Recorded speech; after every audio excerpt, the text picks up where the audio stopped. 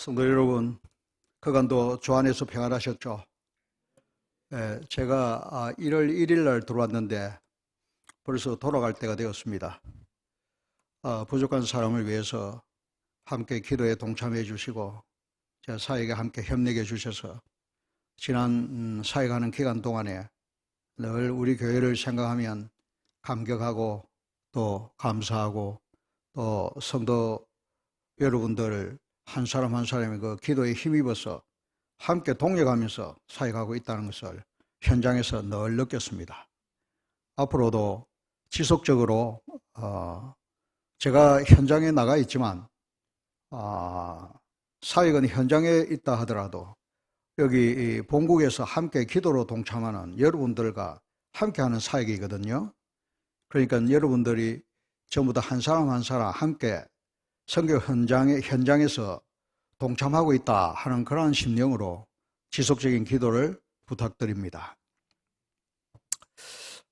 그동안에 있었던 사역지에서의 현황을 잠깐 말씀드리면서 주님이 저에게 주신 교훈이 있는데 그 교훈을 함께 나누고자 합니다. 지난번에 제가 말씀드렸지만은 지난번 일지기국 했다가 돌아갈 때에 저는 그 현장에 돌아가면 공공의료기관에서 의료봉사 사역을 시작할 수 있는 거로 믿고 또 준비해서 갔었습니다. 그런데 현장에 가보니까 의외의 일들이 있어서 그 자리에서 진행이 안 되고 준비했던 일들이 중단이 돼버렸어요. 중단이 돼버리고 그 일을 담당하는 그 담당관 그 의사에게 물어보니까 자기도 웬일인지 모르겠다고, 왜 다 된 일이 중단이 된지 모르겠다 하고 이야기를 하면서 보건부에서 이야기하는 병원에서의 사역보다 시청에서 알선해주는 봉사 사역을 하는 것이 어떻겠냐 하면서 그 시청 봉사국장도 소개해주고 또 그쪽에 일하는 것을 저에게 권유하기도 했습니다. 그러나 저는 그 사건을 두고 주님께 곰곰이 기도를 해봤습니다. 왜 다 되기로 믿고 준비해온 일이 중도에 이렇게 중단이 됐는가 하면서 곰곰이 기도를 해보니까 제가 좀 잘 모르고 있었던 것이 있었습니다. 그걸 주님이 깨우쳐 주셨어요. 저는 어떻게 생각했냐면 거기서 침치료 봉사 활동을 하면서 그 만나는 사람들의 마음을 성령님이 열어주시면 그들에게 복음을 전하는 그래서 제자로 삼는 이러한 계획을 갖고 일을 했는데 주님이 저에게 깨우쳐 주시는 것은 그것이 아니고 복음 전도하러 네가 왔지, 이곳에 왔지. 내가 너를 이곳에 보낸 것은 의료봉사 활동하러 내가 너를 이곳에 보내지 않았다. 너는 이곳에 복음을 전하라고 보냈는데 네가 사람 병치료하는 일에 너무 관심을 갖고 있구나 하는 것을 말씀에 깨우쳐 주셨어요. 그래서 치료 활동보다는 복음 전도가 집중되어져야 되고 먼저 되어져야 한다는 것을 알았습니다. 그래서 복음 전도에 집중하다가 필요하면 침치료로 하는 것이지 침치료하다가 복음 전도하는 것이 아니다 하는 것을 주님이 알려주셔서 그렇군요. 그래서 이 일이 왜 중단됐는지 하는 것은 주님의 인도하심이구나 하는 것을 느끼게 되었습니다. 그리고 또 현실적으로 제가 공공의료기관에 의료봉사 활동을 하게 되면 그 기관하고 계약을 체결하는데 그 근로계약을 체결하게 되면 제 몸이 묶여버리고 그리고 또 자유스러운 복음전도 여행이나 또 복음전도 활동에 오히려 제약이 되는 그러니까 비효율적인 그러한 사역 방안이구나 하는 것을 또한 깨우쳐 주셨어요. 그래서 이제는 방향을 바꿨습니다. 방향을 바꿔서 내가 이곳에 와 있는 목적이 아픈 사람 병치료해 주러 온 것이 아니고 이 사람들에게 주의 복음을 전하고 영혼을 구원하러 여기에 보내주신 그 주님의 본질적인 사명, 맡겨주신 사명에 집중해야 되겠다 하는 생각을 갖게 되었습니다. 그래서 앞으로는 복음 전도를 우선하고 복음 전도를 하다가 필요한 경우에 침치료를 한다 하는 그런 방향으로 일을 하고자 합니다. 오늘 이제 제가 출국을 앞두고 또 방금 말씀드린 이러한 그 사역적 현장 상황 이런 거를 놓고 다시 저 자신을 한번 점검하고 돌아보는 그러한 시간을 가지면서 제가 복음 전도하러 이곳에 왔으니 이 복음에 대한 전반적인 것을 한번 전체적으로 리뷰하면서 내 자신에게 주시는 주님의 음성에 집중하면서 묵상한 내용들을 함께 성도님들과 나누고자 합니다. 두서없이 진행하고 또 시간도 뭐 좀 잘 못 맞추고 하더라도 양해해 주시기 바랍니다. 왜냐하면 저는 전문적인 말씀 전하는 사람이 아니기 때문입니다. 부족함이 많지만은 그래 알고 들어주셨으면 감사하겠습니다. 복음에 대해서 모든 성경은 다 구원과 복음을 주제로 말씀하고 있습니다. 그런데도 그 성경 66권 중에서도 복음에 대해서 가장 정확하게 정의를 내리고 내용을 서술해 주는 책이 로마서입니다. 그래서 이 로마서를 중심으로 복음에 대해서 말씀을 드리고자 합니다. 로마서는 성도 여러분도 잘 아시지만 사도 바울이 로마에 있는 성도들에게 써서 보낸 편지인데 사도 바울이 보낸 서신 성경 13권 중에서 로마서와 골로새만이 사도 바울이 창립하지 아니한 교회에 보낸 서신형의 성경입니다. 다른 성경들, 교회에 보낸 성경이나 목회 서신이나 이제 이런 것은 사도 바울이 잘 알고 있는 교회, 잘 알고 있는 성도들, 그리고 평소에 사도 바울의 그 교훈을 여러 교훈을 들어가지고 익히 사도 바울의 가르침에 익숙해 있는 교회들이었지만 로마 교회는 사도 바울이 창립한 교회가 아닙니다. 그래서 한 번도 얼굴을 본 적이 없는 또 사도 바울의 교훈을 받은 바 없는 로마 성도들에게 아주 잘 이해할 수 있도록 효과적으로 기독교 교리의 모든 내용들을 포괄해서 잘 기술하였고 특히 복음에 대한 내용을 잘 기술하고 있습니다. 그래서 먼저 로마서 전체를 잠깐 개관하면서 오늘의 본문 말씀인 로마서 1장 16절 내가 복음을 부끄러워하지 아니하노니 이 복음은 모든 믿는 자에게 구원을 주시는 하나님의 능력이 됨이라. 첫째는 유대인에게요 또한 헬라인에게로다. 이 주제 말씀을 가지고 함께 나누고자 합니다. 로마서는 방금 말씀드린 대로 로마서 1장 1절에 사도 바울이 로마서를 썼다 하는 것을 기술하고 있습니다. 나는 그리스도의 종 바울은 사도로 부르심을 받아 하나님의 복음을 위하여 택정함을 입었으니 이렇게 1절에서 이야기를 하고 있습니다. 로마서는 사도 바울이 작성했다 하는 데 대해서 거의 의심하지 않습니다. 그리고 이 로마서를 수신한 수신자는 로마 교회 성도들입니다. 1장 7절에 보면 로마에서 하나님의 사랑하심을 받고 성도로 부르심을 받은 모든 자라고 기술하고 있습니다. 그 로마서의 수신자는 로마에서 신앙생활을 하고 있는 모든 그리스도인들 그들입니다. 그러면 이 로마 교회가 어떤 교회인가 하는 데 대해서 잠깐 나누고자 합니다.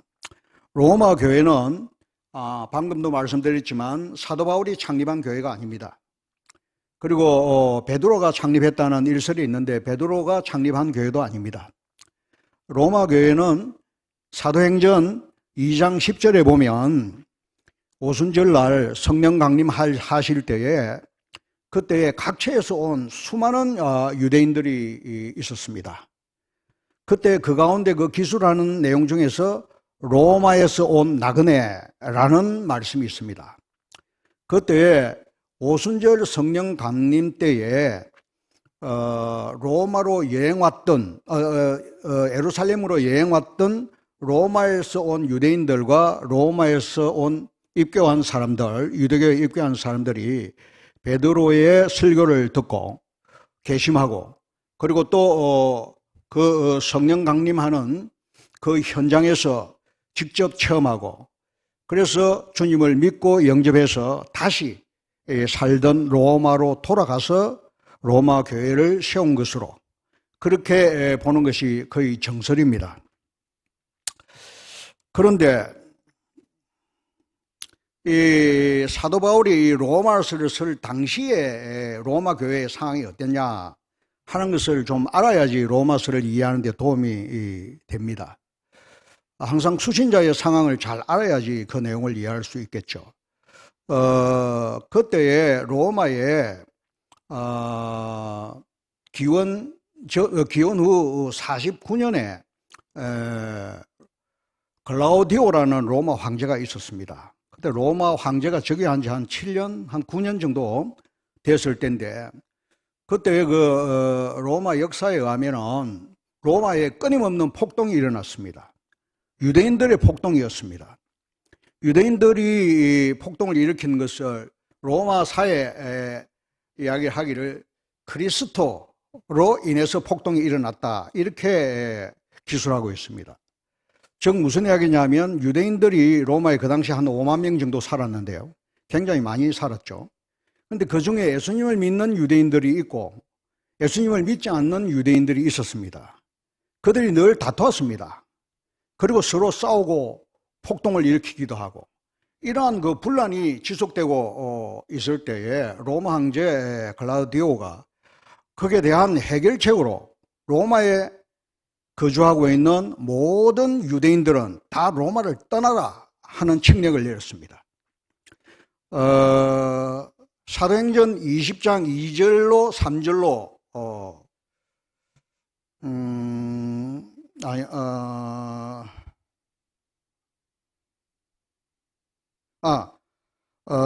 사도행전 18장 2절에 보면 고린도에서 사도 바울이 고린도에 왔을 때에 특별한 사람을 만났습니다. 아굴라와 브루스길라를 고린도에서 만났는데 같이 장막을 짓고 생업이 같아가지고 같이 지냈습니다. 그때 아굴라와 브루스길라가 로마로부터 추방당해가지고 왔습니다. 로마의 글라디오 황제가 로마를 떠나라는 칙령 때문에 로마를 떠나가지고 흘러 고린도에 와서 지내고 있을 때에 그곳에서 사도 바울을 만났습니다. 그런 그처럼 로마에 살고 있는 모든 유대인들은 로마를 다 떠났습니다. 믿는 사람이든 믿지 않는 사람이든. 그러니까 로마에 있는 교회가 어떻게 됐냐? 그전에는 유대인 교회가 있었죠. 유대인 교회가 있었는데 유대인들이 다 떠나버렸습니다. 그런데 그때에 남아있는 소수의 이방인 크리스찬들이 있었습니다. 유대인이 아닌. 그 이방인 크리스찬들이 이제 유대인들이 떠나버리니까 이제 아주 어려운 상황에 직면하게 된 겁니다. 왜냐하면 그동안에 교회는 유대인들이 전부 다 지도에 왔기 때문이죠. 근데 쉽게 생각하면 이렇게 생각하면 됩니다. 요즘 교회로 보면 교회 목사님과 교회 장로님, 전도사님, 교회 교사, 교회 지도적으로 일하고 있는 모든 사람들이 다 떠나버린 겁니다. 다 떠나버리고 평신도들, 아무런 교회 활동을 하지 않는 평신도들만 남아가지고 교회를 하게 된 겁니다. 그리고 그 사람들끼리 모여서 이제 지도자 없는 가운데 유대인의 지도를 받지 않냐는 가운데 이방인들이 이제 교회를 함으로 말미암아 이방인 교회만 로마에 남게 되었죠. 그러던 중에 한 5년 정도 흘렀을 때에 글라디오 황제가 죽어버렸습니다. 로마의 법은 그 로마 황제가 죽으면 그 황제가 발휘했던 칙령은 그때부터 무효가 되어버립니다. 새로 황제가 된 사람이 이 전에 있던 칙령을 계속 유효하게 하면 그 칙령이 유효한데 그냥 가만히 놔놔버리면 그 전에 황제가 발휘했던 칙령은 무효가 되어버리거든요. 그러니까 이제 유대인 추방령이 무효가 된 겁니다. 그래서 유대인들이 다시 로마로 돌아왔습니다. 로마서 16장에 보면 사도 바울이 하는 인사말 중에 브루스겔라와 아굴라의 집에 문안하라 하는 말이 있습니다. 그러니까 브루스길라와 아굴라도 로마로 돌아왔습니다. 브루스길라와 아굴라는 고린도에서 바울을 만나 함께 지내다가 바울이 에베소로 갈 때도 같이 따라서 갔습니다. 갔다가 중도에 브루스길라와 아굴라가 로마로 다시 이 칙령이 없어져서 돌아왔습니다. 그러니까 브루스길라와 아굴라뿐만 아니라 로마를 떠났던 많은 유대인들이 다시 로마로 돌아왔습니다. 로마로 돌아오니까 이제 유대인 교회가 다시 생기게 된 거죠. 그런데 이제 로마에는 이전에는 이방인 교회만 있었는데 이제 유대인 교회도 있게 된 겁니다. 그런데 그 유대인 교회와 이방인 교회가 서로 다퉜습니다. 좀 심각하게 다퉜습니다. 왜 그랬냐? 유대인들은 율법에 기초한 신앙생활들을 했기 때문에 율법의 문화를 존중하고 율법을 지키는 그러한 문화가 있었습니다. 그러니까 할례도 행하고 그리고 그 음식도 가리고 먹지 말라는 음식들 가리고 그리고 안식일을 중하게 여기고 하는 이러한 문화가 있었습니다. 근데 이방인들은 보니까 이방인들은 그렇지 않거든요. 이방인들은 뭐 돼지고기도 먹고 할례도 안 하고 안식일보다 주일을 더 섬기고 그러니까 유대인들이 이방인들에게 너희들 구약에서 이야기한 이러한 문화를 너희들도 받아 지켜 하니까 이방인들은 와 우리는 뭐 그런 거 없어도 믿음 신앙생활 잘하는데 왜 그거 해야 되냐 해가지고 갈등을 일으킨 겁니다. 그리고 유대인 지도자들이 보니까 이방인들이 교회에서 이제 지도를 하고 있거든요. 그러니까 가만히 보니까 유대인들이 보니까 이방인 지도자들이 좀 어떻게 보니 좀 가짜는 겁니다. 그 너희들 아무것도 모르면서 무슨 교회를 하냐 우리 말 들어 이래 된 겁니다.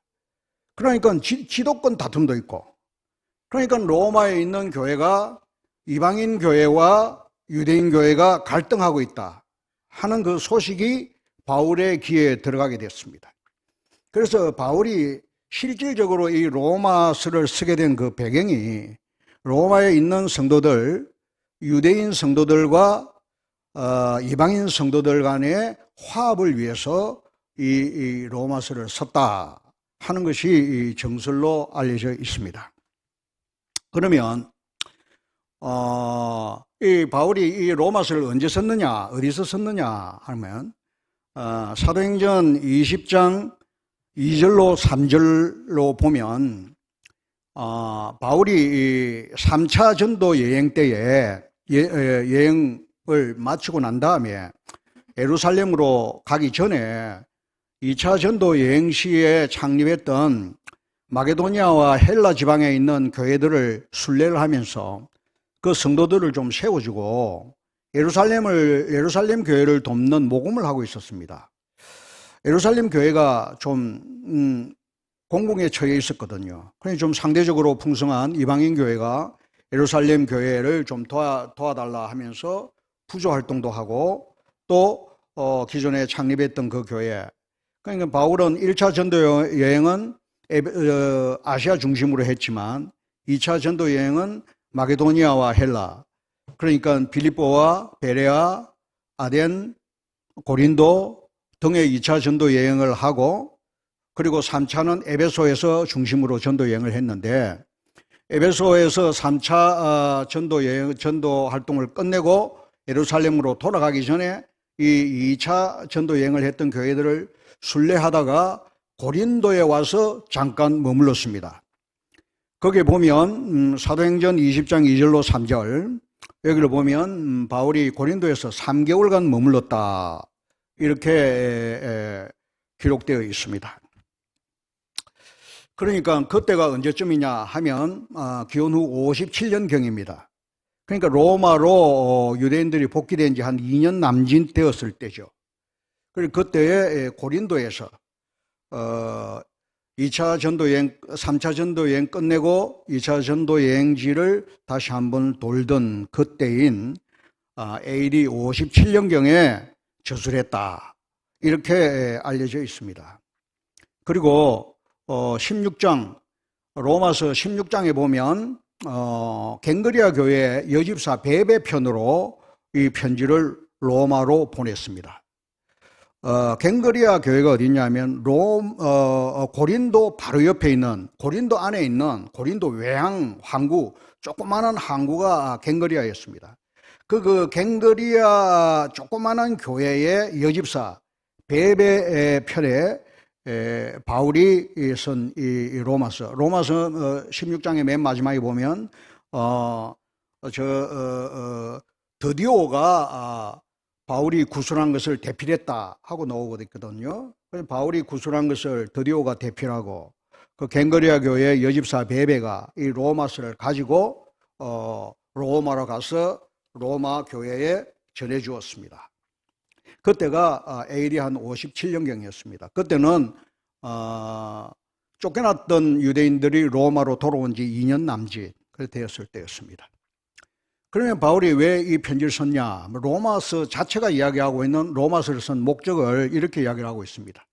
로마서 1장 11절에 보면 신령한 은사를 너희에게 나누어 주어 너희를 견고하게 하려 한다 라는 말씀과 16장 26절에 보면 이 복음으로 너희를 능히 견고하게 하실 지혜로우신 하나님이라는 그 표현으로 미루어 볼 때에 바울이 말한 이 신령한 은사는 복음과 같은 의미입니다.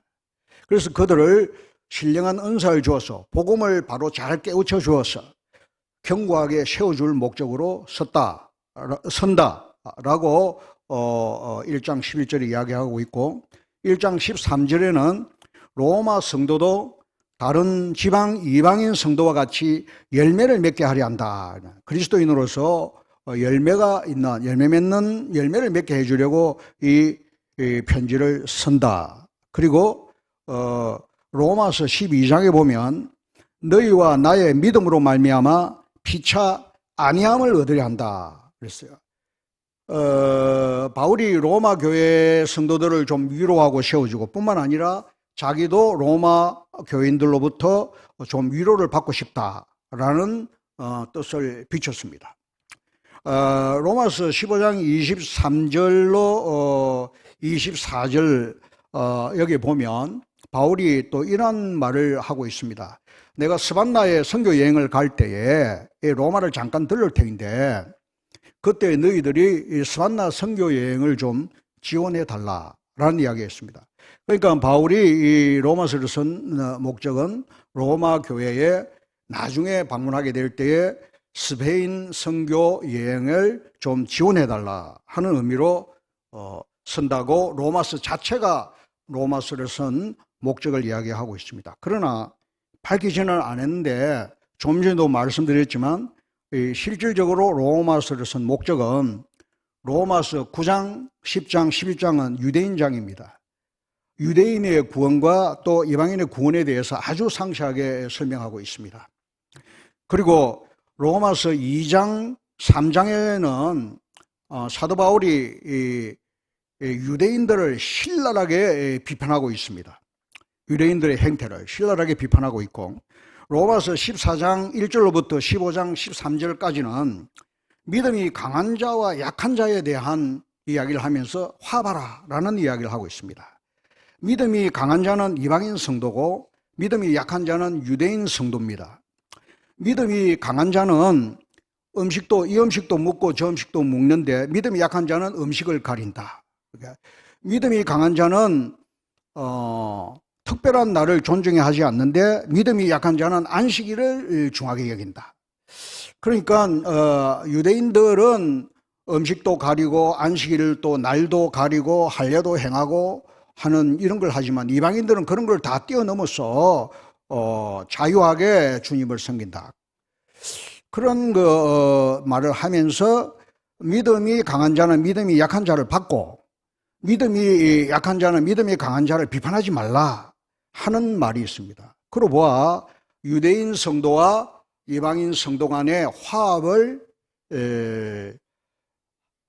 할 목적으로 이 로마서를 썼다라고 보는 것이 정설입니다. 로마서 전체에 흐르고 있는 내용들이 이방인과 유대인, 이방인과 유대인, 율법, 칭의 이런 내용들이 계속 나오고 있거든요. 그러면 이 로마서의 주제는 뭐냐 하면 율법과 복음, 그리고 믿음으로 얻게 된다는 칭의, 그리고 성화, 그리스도와의 연합, 그리고 성령의 사역, 그리고 성도의 새생활, 하나님의 주권과 유대인의 구원 등 기독교의 주요한 교리를 상세하게 기술하고 있습니다. 종교개혁자 칼빈은 로마서 주석에서 로마서를 이해하면 성경 전체를 이해하는 길이 열린다라고 하였습니다. 이 로마서가 인류 역사에 특히 기독교사에 미친 영향이 지대합니다. 고대 기독교 초기 교부인 어거스틴은 로마서 13장 12절로 14절 말씀을 듣고 개심하고 위대한 교부가 되었습니다. 그전에는 방탕한 생활을 하다가. 그리고 로마서 1장 17절 이 말씀은 루터가 이 말씀 붙잡고 종교개혁을 일으켰습니다. 켈빈도 방금 이야기했듯이 로마서를 읽는 가운데 큰 영향을 받았고요. 그리고 요한 레슬레도 루터의 로마서 주석을 읽는 가운데 크게 감동을 받고 큰 부흥 역사를 일으켰습니다. 기독교계에 뛰어난 모든 많은 지도자들이 이 로마서를 받고 많은 영감을 받고 큰 영향을 끼쳤습니다. 그러면 이 복음에 대해서 잠깐 말씀드리고자 합니다. 복음은 로마서 전체를 꿰뚫는 내용입니다. 그런데 그 중에 로마서 전체에 대한 주제 말씀, 딱 한 말씀을 로마서에 대한 한 말씀을 뽑으라면 로마서 1장 16절입니다. 내가 복음을 부끄러워하지 아니하노니 이 복음은 모든 믿는 자에게 구원을 주시는 하나님의 능력이 됨이라. 첫째는 유대인에게요 또한 헬라인에게로다. 그리고 1장 17절에는 복음에는 하나님의 의가 나타나서 믿음으로 믿음에 이르게 하나니 기록된 바 의인은 오직 의인은 믿음으로 말미암아 살리라 함과 같으니라. 이 말씀은 루터에게 큰 감동을 주었죠. 그래서 오늘 제가 말씀드리고자 하는 것은 주제 내용을 내가 복음을 부끄러워하지 아니하노니로 정했습니다. 왜냐하면 그 당시에 복음을 부끄러워하는 사람들이 많았습니다. 복음을 왜 부끄러워했냐? 내가 복음을 전한다든지 복음을 믿는다는 것이 대외로 드러나면 손해를 보게 되거든요. 여러 가지 핍박이나 학대나 또 심지어 재산도 빼앗기고 생명까지 위협도 느끼게 되는 그런 심각한 피해를 보게 되니까 자기가 이 복음을 믿어도 믿는다고 대외적으로 표를 안 내고 그리고 또 복음 전하는 것도 주저하고 하는 성도들이 많았습니다. 로마서 10장 11절 11절에 보면 성경에 이르되 누구든지 그를 믿는 자는 부끄러움을 당하지 아니하리라 하니 유대인에게나 헬라인에게나 차별이 없습니다 했습니다. 복음을 믿으면 부끄러움을 당하지 않는다고 이야기를 하고 있습니다. 왜냐하면 그 당시에 복음을 믿으면 부끄러움을 당하는 이들이 많았기 때문입니다. 심지어 바울의 그 대를 잇는 디모데도 좀 그런 경향을 보였습니다. 디모데후서는 바울이 맨 마지막에 보낸 목회 서신이죠. 디모데후서 1장 7절로 8절에 보면 하나님이 우리에게 주신 것은 두려워하는 마음이 아니요 오직 능력과 절제하는 마음이니 그러므로 너는 내가 우리 주를 정언함과 주를 위하여 갇힌 자 된 나를 부끄러워하지 말고 오직 하나님의 능력을 따라 복음과 함께 고난을 받아라 라고 했습니다. 이 디모데도 좀 부끄러워한 것을 바울이 느꼈기에 부끄러워하지 말라라는 말을 보냈습니다. 그렇다면 오늘날에 있어서는 복음을 부끄러워하는 사람이 없느냐?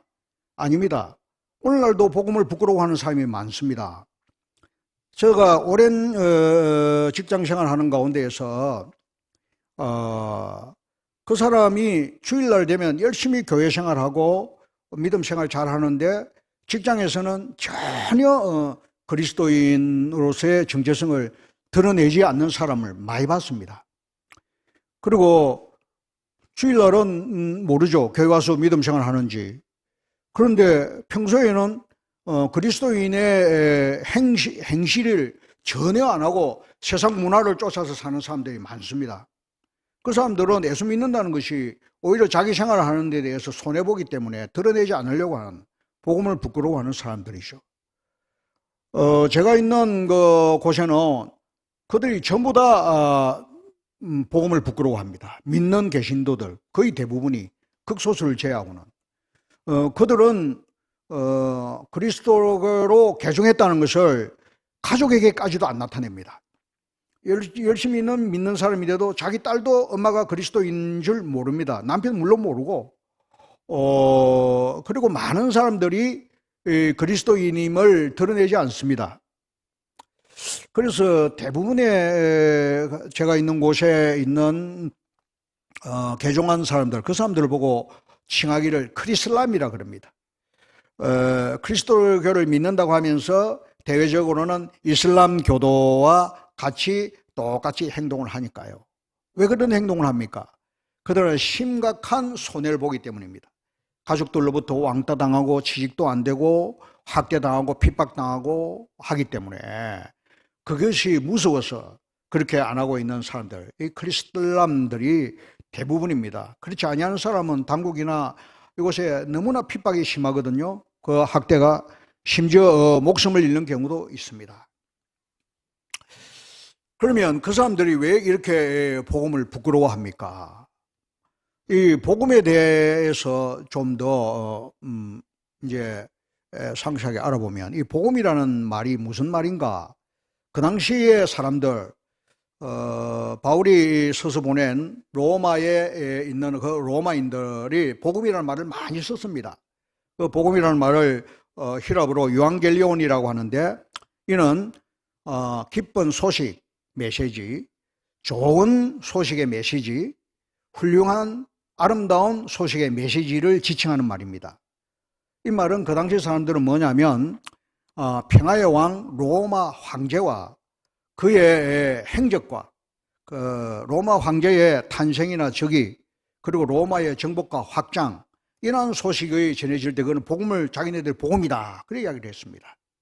그런데 구약 성경에서는 이 복음에 대해서 뭐라 하고 있느냐, 이 복음의 기원을 보면 이사야서 61장 1절로 2절을 보면 주 여호와의 영이 내게 내리셨으니 이는 여호와께서 내게 기름을 부어사 가난한 자에게 아름다운 소식 복음입니다. 복음을 전하게 하려 하심이라. 나를 보내사 마음이 상한 자를 고치며 포로된 자에게 자유를, 갇힌 자에게 노임을 선포하며 하나님의 은혜의 해와 우리 하나님의 보복의 날을 선포하여 모든 슬픈 자를 위로하되, 이렇게 이야기를 하고 있습니다. 그리고 52장 7절에도 이사야서 좋은 소식 복음을 전하며 평화를 공포하며 시온을 향하여 이르기를 내 하나님이 통치하신다 하는 자의 산을 넘는 발이 어찌 그리 아름다운가. 복음이라는 게 요체는 뭐냐면 하나님의 나라와 하나님의 통치, 그리고 메시아의 도래, 기름 부은 자 그리스도의 도래를 구약에서 이야기를 하고 있습니다. 신약에 와서 예수님도 이 말씀을 인용해서 말씀하셨습니다. 누가복음 4장 18절에 주의 성령이 내게 임하셨으니 이는 가난한 자에게 복음을 전하게 하시려고 내게 기름을 부으시고 나를 보내사 포로된 자에게 자유를, 눈먼 자에게 다시 보게 함을 전파하며 눌린 자를 자유롭게 하고 주의 은혜의 해를 전파하게 하려 하심이라 하고 말씀하시면서 이 말씀이 응했다라고 말씀하십니다. 즉 구약에는 앞으로 오실 메시아를 도래할 메시아의 도래를 이야기를 한다면 신약에 와서는 메시아가 오셨다, 그리스도가 오셨다 하는 것이 복음입니다. 그런데 그때는 예수님이 십자가에 죽으시기 전이고 예수님의 십자가와 부활 이후에는 이 복음의 의미가 조금 바뀝니다. 성육신하신 하나님의 아들 예수 그리스도의 십자가와 부활 및 그 가르침, 이걸 복음이라고 합니다. 복음의 내용은 뭐냐면 하나님의 통치, 그리고 자유, 다시 보게 하고 회복을 이야기합니다. 여기서 희년의 해를 선포한다고 했죠. 희년에는 어떻게, 레위기에서 어떻게 이야기하고 있습니까? 종에서 종이 된 자가 자유를 얻고 부채 빚을 많은 자가 탕감을 받고 땅을 잃어버린 자가 회복되는 것, 반환하는 것이 희년에 일어나는 일 아닙니까? 그래서 복음의 내용은 하나님의 통치와 자유, 회복을 이야기를 하고 있습니다. 로마서 1장 2절에 이 복음은 하나님이 선지자들을 통하여 그의 아들에 관하여 성경에 미리 약속하신 것이라 하고 이야기했습니다. 그 복음의 내용이 뭡니까? 그 본체는 그 아들에 관한 것으로 선지자들이 성경에 미리 약속하신 것입니다. 즉 예수를 믿으면 구원을 받는다는 것이 복음입니다. 죄에서 자유함을 얻고 신분이 변화됩니다.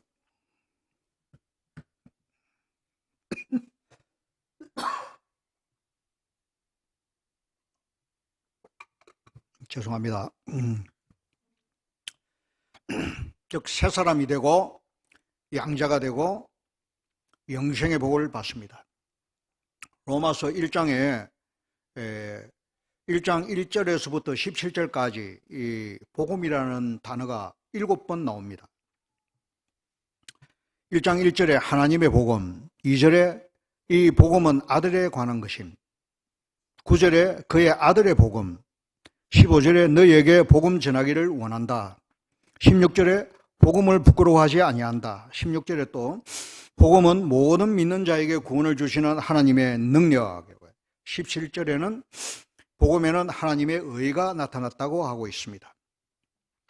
이 귀하고 귀한 이 복음, 이 복음을 바울이 부끄러워하지 아니한다라고 이야기했습니다.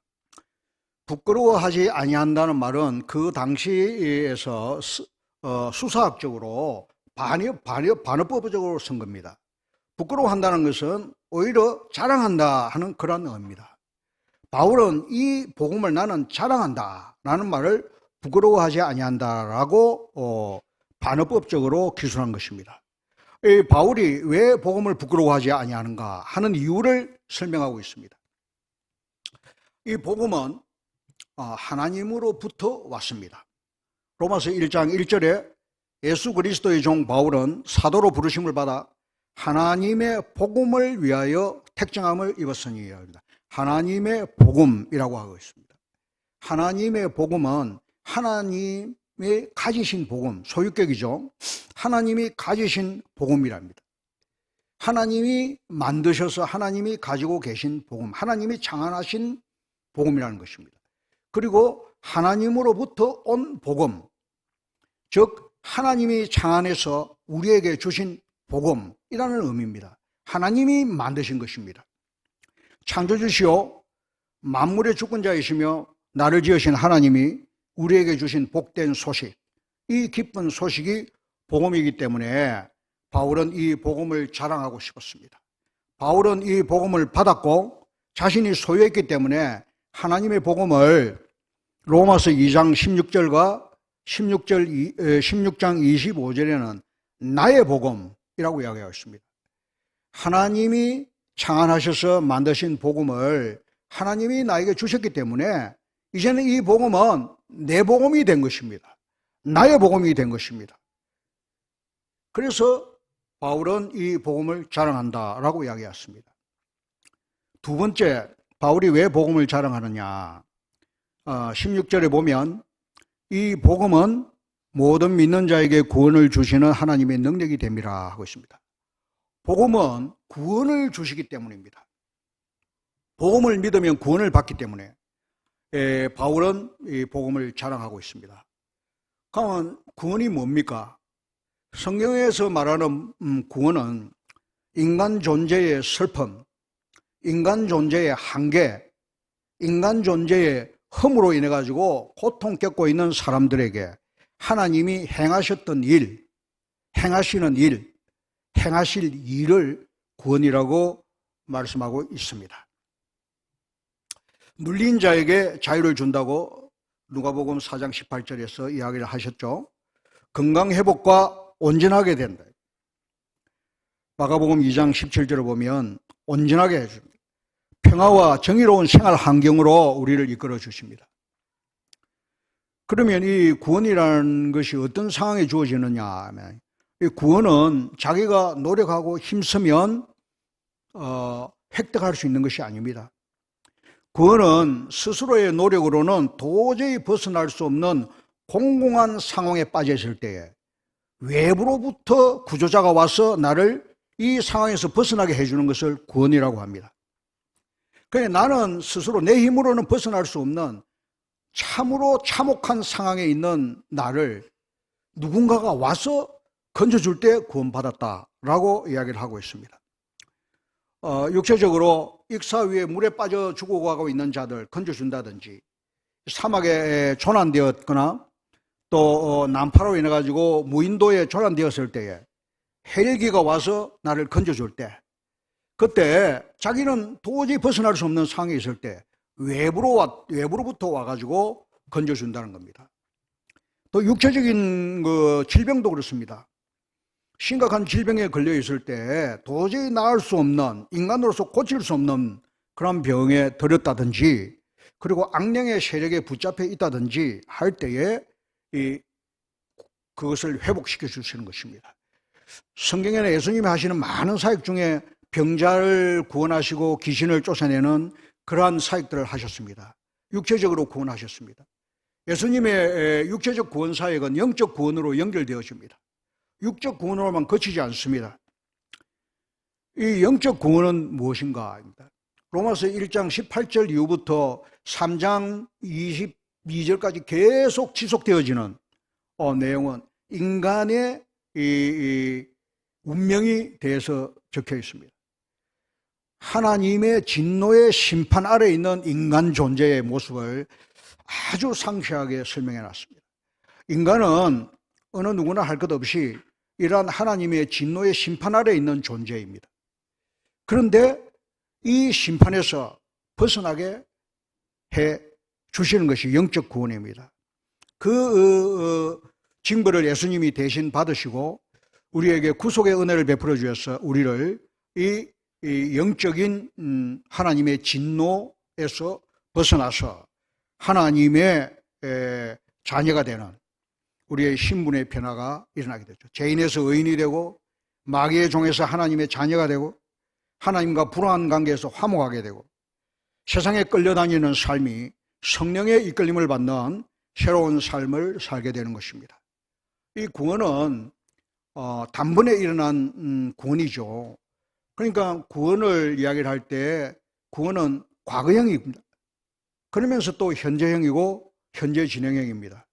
예수님이 십자가에서 못 박혀 죽으심으로 말미암아 인류 구원 역사를 다 이루셨습니다. 그렇지만 예수님이 지금도 많은 사람들을 구원하고 계십니다. 그리고 앞으로 예수님이 오셔서 우리를 온전히 영육간에 구원하실 새하늘과 새 땅으로 우리를 변화시켜서 새 몸으로 변화시켜서 새 예루살렘 성으로 이르러 들어가는 완전한 구원을 이룬 그 예수님의 구원은 과거형이면서 현재형이면서 미래형입니다. 난 우리 자신도 그렇습니다. 예수님의 십자가에서 흘리신 그 보혈의 공로로 우리는 이미 구원받았습니다.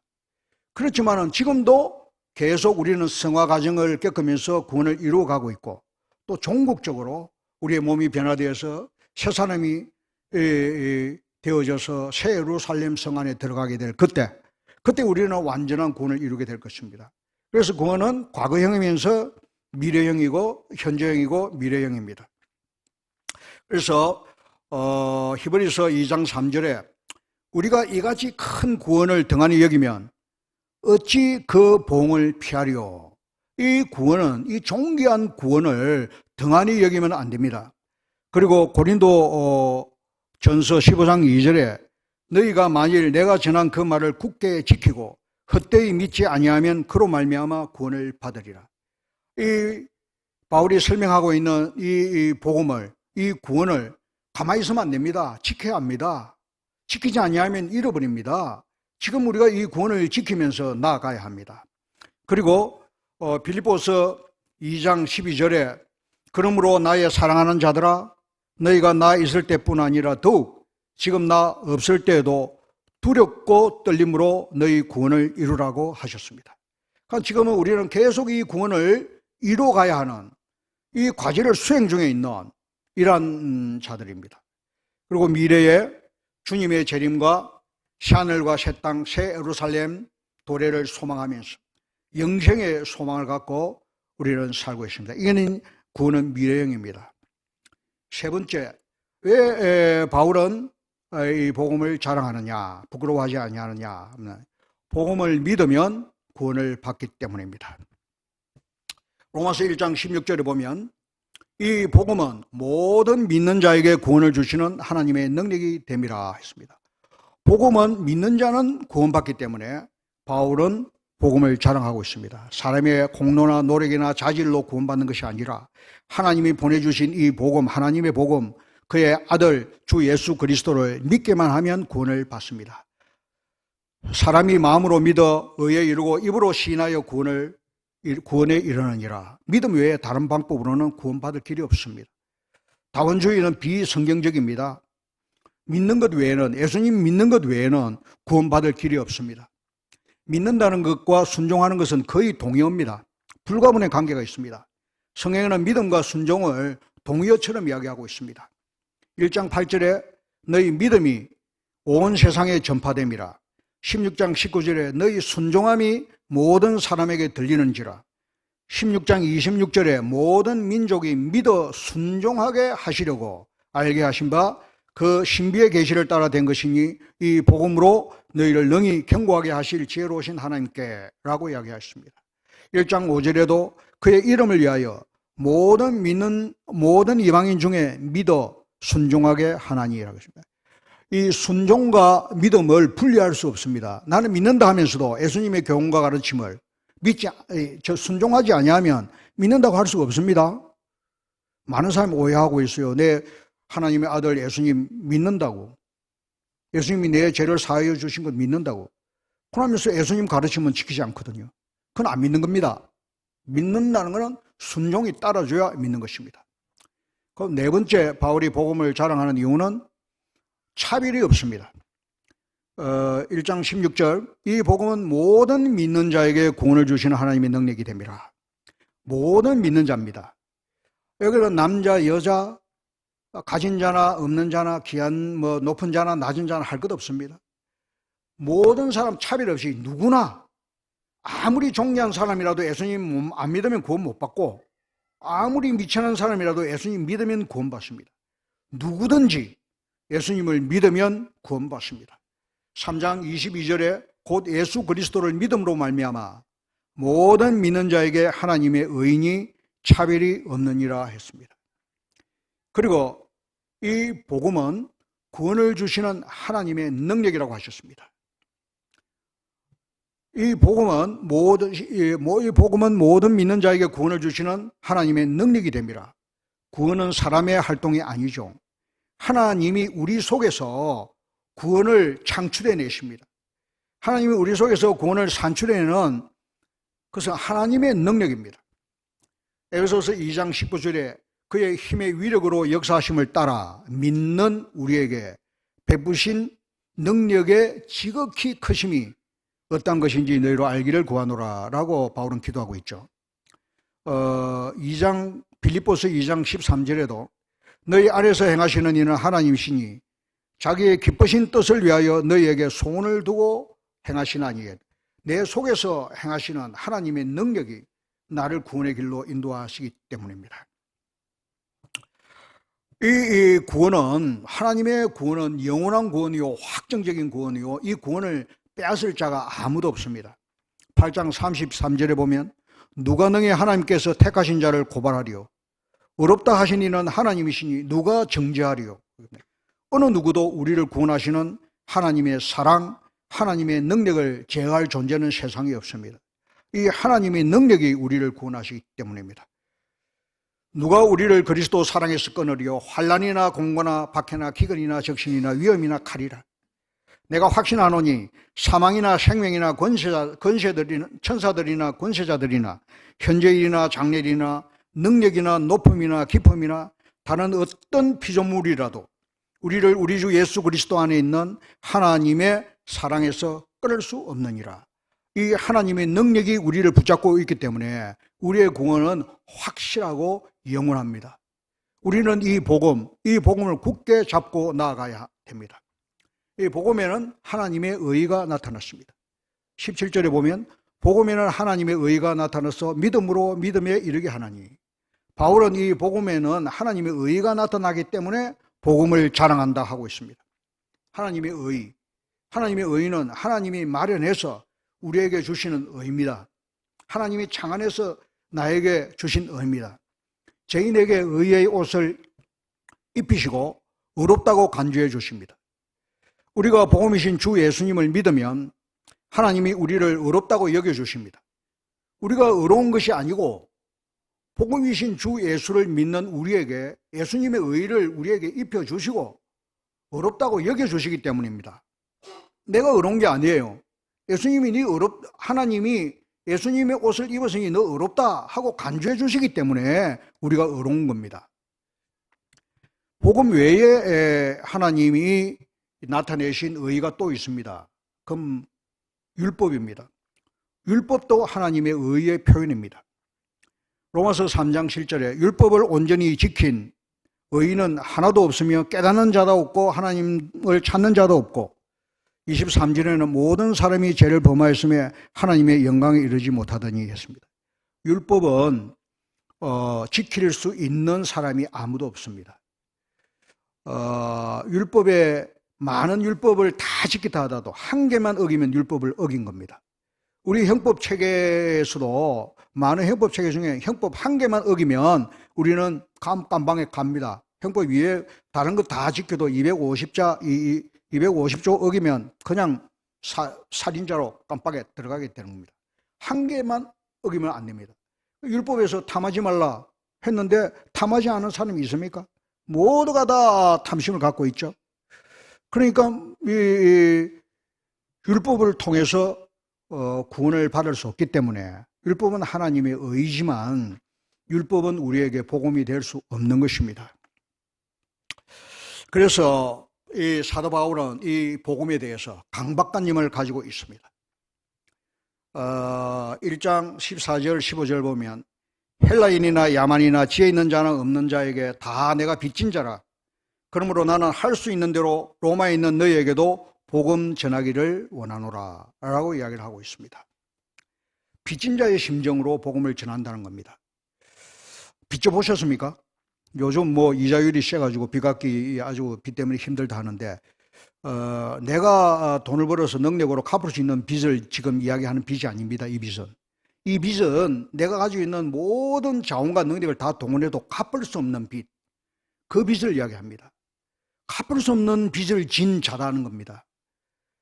옛날 로마 시대에는 이 빚을 못 갚으면 어떻게 되죠? 바로 노예가 되는 것입니다. 자기 몸을 팔아서라도 빚을 갚아야 하기 때문에 노예가 됩니다. 그러한 이 빚진 자의 심령이라고 하는 건 처절한 심정이죠. 이러한 처절한 심정으로 복음을 전한다는 겁니다. 왜냐하면요, 나는 1만 달란트 빚진 자이기 때문입니다.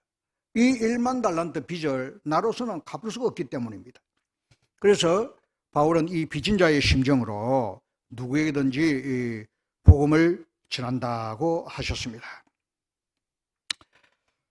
왜냐하면 하나님의 진노의 심판 아래 있는 자가 구원받을 아무 자격이나 공로나 자질이나 이런 게 없는 자가 하나님이 공짜로 우리에게 구원을 주셨습니다. 하나님의 자녀가 되는 권세를 주셨습니다. 영생을 기업으로 받았습니다. 우리는 이 복음, 하나님이 보내주신 하나님의 아들 우리 주 예수 그리스도, 우리 이 복음의 본체이시고 요체이신 우리 예수 그리스도를 잘 믿고 생명 있는 동안에는 이 복음을 전하고 또 전하고 전해야 합니다. 때를 얻든지 못 얻든지 복음을 전해야 합니다. 그런데 복음을 전하려면 전제 조건이 있습니다. 첫째는 뭐냐? 복음을 받을 그 대상이 자기가 하나님의 진노의 심판 아래 있는 죄인임을 인식해야만 복음을 받습니다. 자기가 죽을 상황에 있음에도 불구하고 자기가 그걸 모르면 구원을 필요로 하지 않습니다. 당신이 구원이 필요하다는 것을 인식시켜 줘야 됩니다. 죽을 병에 걸린 사람도 병원에 안 가고 있으면 뭐 내일 모레 죽어도 모르고 있다가, 그러니까 뭐 자기는 쌩쌩하게 뭐 오래 살 줄 알았는데 병원에 가보면 당신 3개월밖에 못 살아. 이래 되면은 그때부터 처절해지죠. 어떻게 하면 좀 더 살아볼 거라고. 그것처럼 내가 죽을 수밖에 없는 하나님의 심판 아래 있다는 것을 인식해야만이 이 복음을 받습니다. 그럼 그거를 인식을 사람들을 어떻게 인식시킵니까? 그 사람이 놓여 있는 믿지 아니하는 친족이나 가족이나 또 이방인이나 누구에게 저 사람에게 복음을 전하겠다고 내가 특정한 사람이 있다면 그 사람이 이 복음을 필요로 하는, 진정으로 예수님이 필요한 사람이라는 것을 그 사람이 인식할 수 있도록 우리는 기도를 해야 합니다. 그 영혼을 위해서.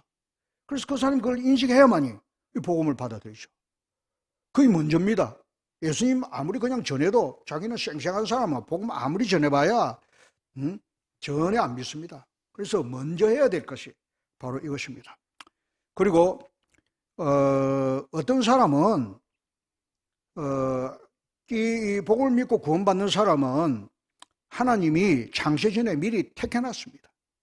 하나님이 택하셨기 때문에 택하신 백성, 그들에게 복음을 전해야 되지, 택하지 아니하는 사람, 그 사람은 하나님이 아예 택하지 않은 사람에게 복음을 전했다 하더라도 그 사람은 전국적으로 안 믿고 그 사람은 갈 곳을 갈 수밖에 없습니다. 그러니까 우리가 복음을 전할 대상은 누구냐? 하나님의 택한 자입니다. 하나님의 택하신 백성입니다. 그러니까 우리가 하나님의 택하신 백성에게로 우리를 보내주셔서 그들의 마음을 열어주시고 주 예수님을 영접하고 회개하고 믿어 순종하도록 기도해야 합니다. 그러니까 택한 백성에게로 주님 보내주십시오. 복음 받을 자에게 보내주십시오. 라고 기도해야 됩니다. 한국적 상황은 좀 다릅니다만은 세 번째 아주 중요한 우리 선교 현장에서 특별히 예수 믿는 사람들을 또 복음 전하는 사람을 강하게 박해하고 있는 이 이슬람 상황에서는 성경에 이런 말씀이 있죠. 마가복음 7장 6절. 거룩한 것을 개에게 주거나 진주를 돼지 앞에 던져 그들이 그것을 발로 밟고 돌이켜 우리를 찢어 상하게 하지 않도록 조심하고 지혜롭게 복음 전도 사역을 하도록 기도해야 합니다. 즉 뭐냐?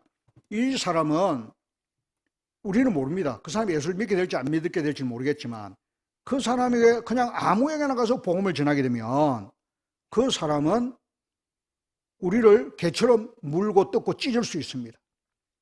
돼지처럼 진주를 밟을 수가 있습니다. 그러니까 그런 사람들에게 복음을 전하는 것은 오히려 안전한 것만 못하죠. 그렇기 때문에 아주 지혜롭게 그런 사람들을 지혜롭게 우리가 대할 수 있도록 이러한 그 지혜가 필요합니다. 이를 위해서 기도를 해야 합니다. 아무에게나 복음 전하다가 그냥 그 다음날 떠나 하고 추방령 떨어집니다. 추방령 떨어지면 그동안에 쌓은 모든 노력하고 수고한 것이 다 헛사가 되죠. 아주 지혜롭게 행해야 되고 또 그거로 인해서 두려움령이 지배돼가지고 복음 아예 전하지도 못하면 그 가 있는 존재 이유가 없습니다. 그러니까 아주 지혜가 필요합니다.